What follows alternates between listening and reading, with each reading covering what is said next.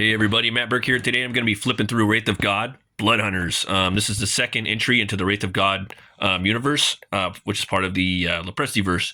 And I backed the standard tier. It came with all this cool stuff. I believe I signed up, and I got this chimp card right here. It's pretty funny. I got this card right here. Digging that. He's been putting out these poker cards with the characters. I think it's a really cool idea. You know, it goes in the theme of the Weird West. Kit Carter, another character from the Leprestiverse. Got this awesome Esther and Wraith bookmark. Great for reading along. Got the Dan Lawless Wraith of God card. It's pretty cool. Got the Garbage Man card right here. This is an awesome character. And yeah, man, this is the book right here. I backed the Simon Bisley cover. I was just like, wow, man, anytime a book's got a Bisley cover, I'm usually going to pick it up. He's in my top 3 favorite artists of all time. So I was surprised when I heard that Aaron was going to get him to do it. Aaron's books, man, they got like some of the best covers ever. I'm not really big on backing books more than one cover. I'm more of a reader, less a collector. But for him, I almost would break the rule. The other covers that he had for this campaign, man, are just all sick. But yeah, let's go ahead and look into this. There will be some spoilers in here, so if you guys don't want to get it spoiled, I'm just letting you know. Yeah, man.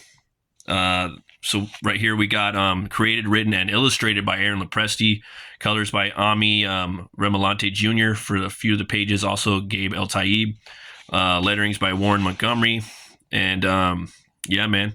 You got the cover art by Aaron Lopresti. He's got 3 covers. Then this is the Simon Bisley cover. Wraith pinup by Adam Miller, which will show in the back. And assembled for printing by Kurt Hathaway. Proofreading by Christina Lynn. And a special appearance by Raymond Basdell as the Doctor. So it's pretty cool. The editing in this book is just superb, man. Like there's no fat on here. It just keeps going and going and going. Special thanks to Shelley Lopresti and Face Lopresti and all the financial backers who made this book possible through their resources. Yeah, and they're really thankful for the book. It came with an awesome letter written by the Loprestis, and yeah, it's really nice of them to do that. Really stand up. This is the second book I think he's delivered in like 2 years. So yeah, man, he's a real pro. I love his style, and yeah, I love this. Look at this page, man. It opens with I believe the Wraith having a dream. An evil is invading this land, a plague of this undead. Those who have chosen the path of living damnation, they must be hunted and destroyed before they can further spread their disease. Write down what you see and hear.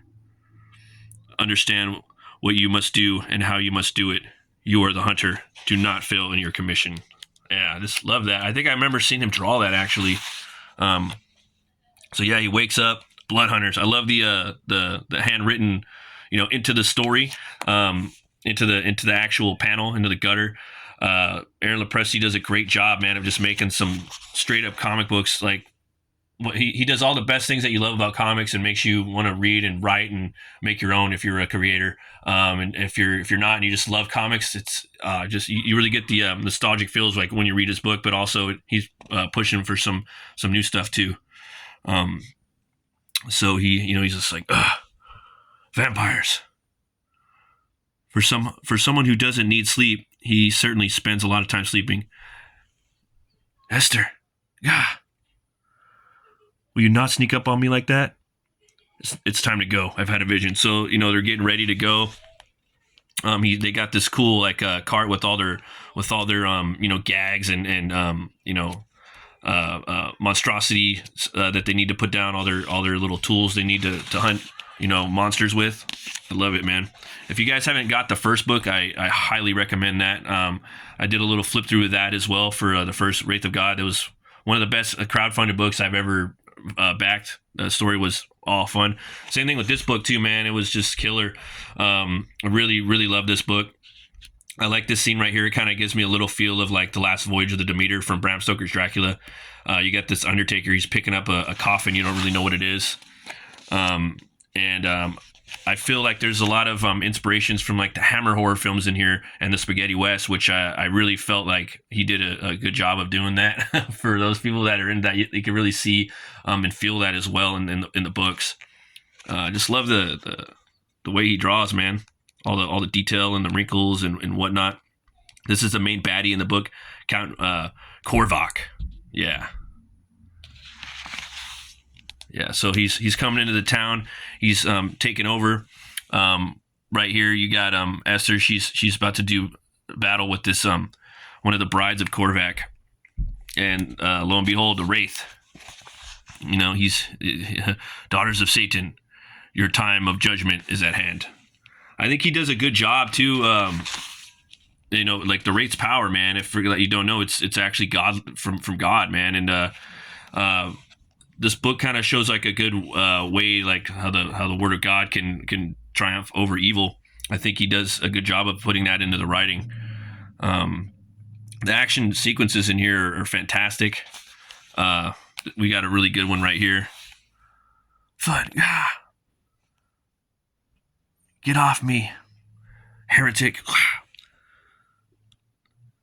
The master sent me out to feed. My hunger is satisfied. Your first course. He just like blasts her. Eat these. Very well written. A lot of fun. The editing in here is superb. Esther, get the stakes from the wagon. We'll finish this we'll finish this properly. You can't kill the undead. Pulls out the crucifix. Get back. She smacks it out of her hand. Drops the gun. Nice little battle. The cross has power over all. Yeah. Puts it to her. Crazy, man.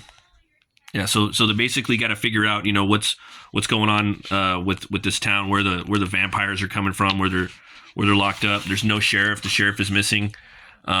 You're seeing a little something right here that's going to be coming in the future in some of the other books. There's some really cool confrontations right here. I love how he set up the house that's behind the mausoleum behind the Undertaker's business. Yeah, man. And it just really felt like I was watching a Hammer film too, you know, like as he goes in to go and go after the Count. Yeah, and it really did feel kind of like the weird spaghetti west, like this hellish nightscape. And he's a perfect the Wraith is a perfect character to go in there. You know, we talk about like the spaghetti west is like a fantastical hellish western version of the actual west, and I think that this kind of reminds me of that, and the Wraith is perfect to go in there and fight these monsters of therein. Really cool page right here. Yeah.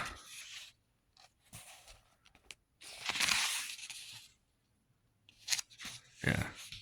And without, you know, spoiling too much, the Wraith, he's just like he's a regular man, but you know, he has the powers of God behind him. Then he's actually you know, he's a magician. He uses like smoke and mirrors, and he was chosen. But yeah, man, I don't want to spoil too much. In the book too, you're gonna get more stories in the back, dude. Like you get this this nightclub one right here. It's like setting up more in the Lepresti verse. I really dug how he put more little short stories in the back. I think that was really cool. I think the Wraith story was a little shorter than the first one that we got, but that's cool too because he's really expanding on the universe, and these little short stories are really cool. They really pack like a cornucopia, and it's kind of like a smorgasbord or a buffet of cool little stories. You know, it's almost like you're getting more for your buck. This one introduces metal and sculpture.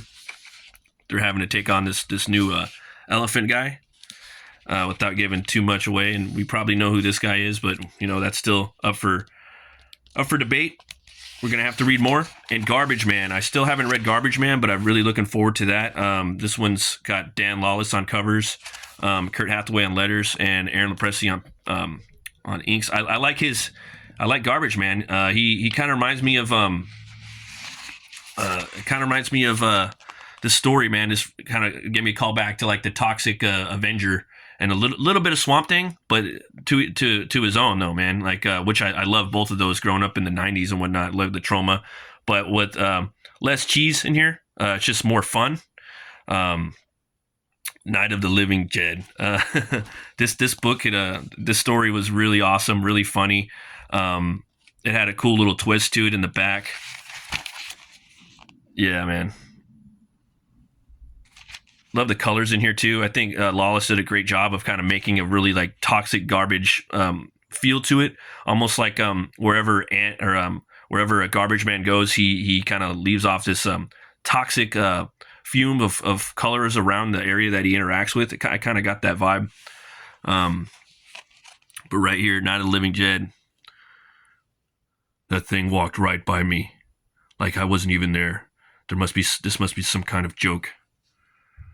Maybe they're filming a movie around here. But even an actor would have reacted when he saw me. I should mind my own business. Just turn around and walk away. Wait a minute.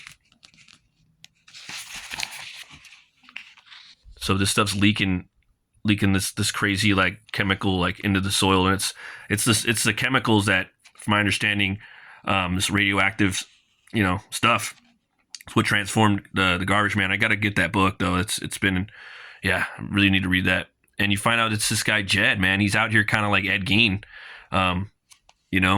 Is someone there? You don't have to be shy. We're all family around here. Cousin Jed, we've all been waiting for you. Jed, what? Come on. I thought you'd never get here. Everyone would sure be excited to see you.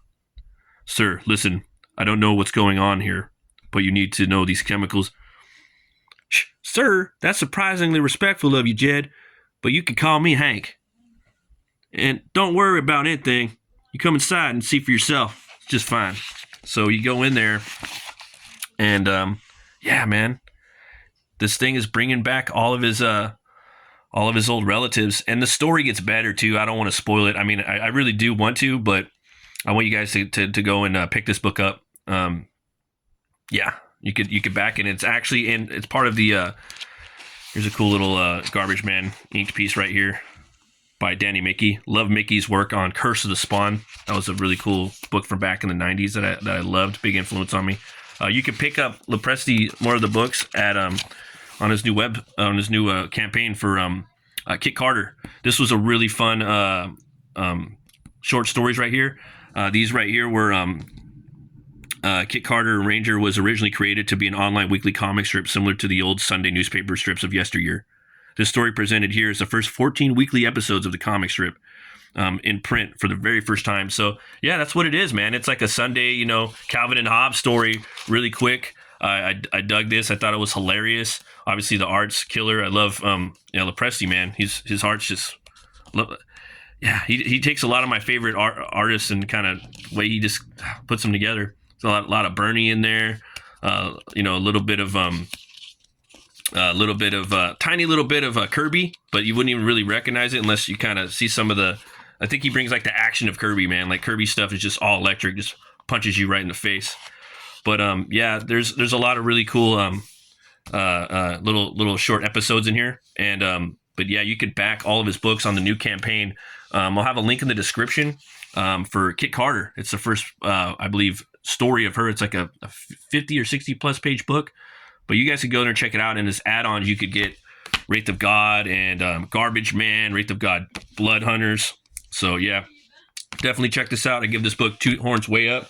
When this book came out, there was an art contest, and I actually did a piece for it. I think it's one of my best pieces I've ever done, and I love doing it. I got the Wraith taking on a vampire and a werewolf at the same time. Kind of married both of the first 2 novels that he put out, and yeah, man, I really had a blast doing this, and got to do a lot of different things I'd never done before artistically. So it was like a training thing, and also art contest for new people that are coming up that are around new cats, older cats, people all ages of life. Get out there, and you want to make comics, you want to be an artist, get out there, and if there's art contests, enter to them. Do fan art. Just put your name out there, put yourself out there. No one else is going to do it for you. So I highly recommend doing that. Because of doing that myself, I've been getting commissions now, and I've been getting paid for them. So get out there and put yourself out there, man.